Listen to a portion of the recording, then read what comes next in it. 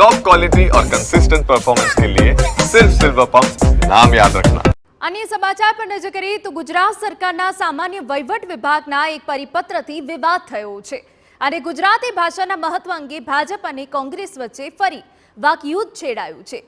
GPSC વર્ગ 1 અને 2 ની ભરતીમાં ગુજરાતી ભાષાનું વેટેજ માત્ર 25% કરાયું છે, જેને લઈને ગુજરાતી ભાષાનું મહત્વ ઓછું કરવાનો આક્ષેપ રાજ્ય સરકાર પર કોંગ્રેસે લગાવ્યો છે। કોંગ્રેસનો દાવો છે કે રાજ્ય સરકારના ગેજેટથી ગુજરાતી ભાષાને નુકસાન થશે।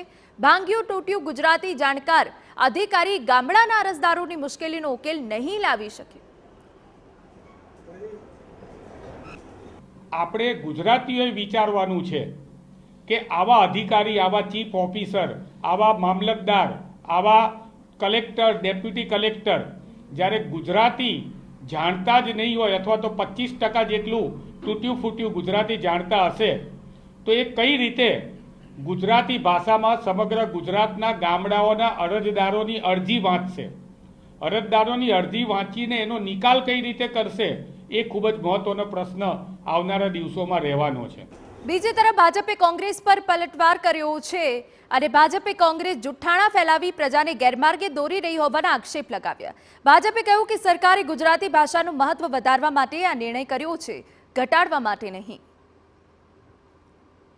300 માર્કના પેપરની અંદર મિનિમમ 25% એટલે કે 75 માર્ક લાવવા કમ્પલસરી છે। એટલે એ માર્ક ટોટલમાં ન ગણાય, પરંતુ 75 માર્ક જો ન લાવે તો એ આગળની પરીક્ષા ન આપી શકે। એટલે ગુજરાતી ભાષામાં 75 માર્ક્સ એટલે 25% માર્ક લાવવા જરૂરી છે। પહેલાં ગુજરાતી ભાગ્યું તૂટ્યું બોલતા જે લોકો છે એ ગુજરાતની અંદર અક્ષરો બનતા હતા, હવે ગુજરાતી કમ્પલસરી, એમને ગુજરાતીમાં મહેનત કરવી પડશે, ગુજરાતીમાં 25% માર્ક લાવવા પડશે। પરંતુ આ જ વાતને કોંગ્રેસના નેતાઓ ખોટી રીતે પ્રજાની વચ્ચે અણસમજ ફેલાવી રહ્યા છે અને જાત જાતની વાતો ફેલાવી રહ્યા છે।